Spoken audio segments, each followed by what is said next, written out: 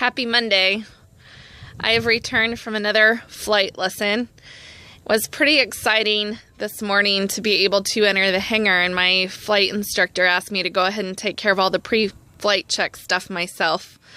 So as I continue to go, of course, things continue to get exciting, exhilarating, and maybe a little bit nerve-wracking at the same point. But like I mentioned before, we just trust the process and know that those who have gone before us have established systems that work. So we just continue to follow that process. And of course, everything I learn each flight, we review and then we stack on new stuff. So it really becomes an overwhelming kind of a mushy brain by the time we leave.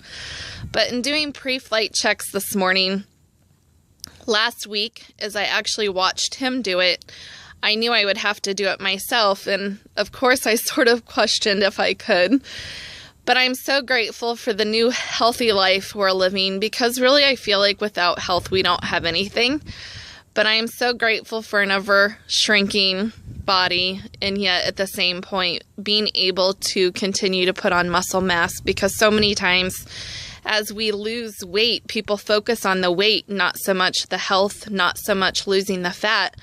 But, you know, quick weight loss often means muscle loss. So I say all that because I have to literally hoist myself up with not much aid on the side of an airplane to be able to check the fuel level at the top of the wings. So he offered me a ladder, and I said, no way, you didn't use it, neither am I. So I'm extremely excited that I got both wings checked all on my own without a ladder.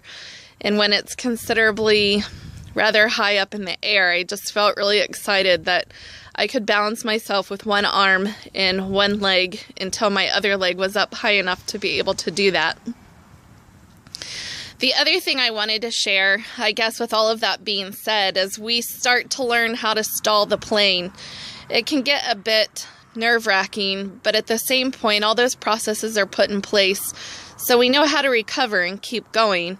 But the only thing I could think of through that whole process as I felt my muscles tensing up is it continues to emulate life so much. The steps in our lives that we don't take because we're scared or it gets hard is much like the stalling the airplane today and hearing that siren go off, knowing, you know, it's in danger, and our brain tells us, you know, it needs to keep us safe. So oftentimes it operates out of that panicky fear mode trying to keep us safe, when in fact sometimes if we just learn to step outside that box, it's not danger, and life is waiting for us for a massive breakthrough if we only believe what's possible. So with all that being said, I will leave you with one quote that emulates again so much in my life lately, but with flying and within so many areas of life. And it's a quote that hangs in my flight instructor's office by Joseph Campbell, and I've written it down to share it with you. And it says, "We must be willing to get rid of the life we've planned so as to have the life that is waiting for us. The old skin has to be shed before the new one can come." Have a great week.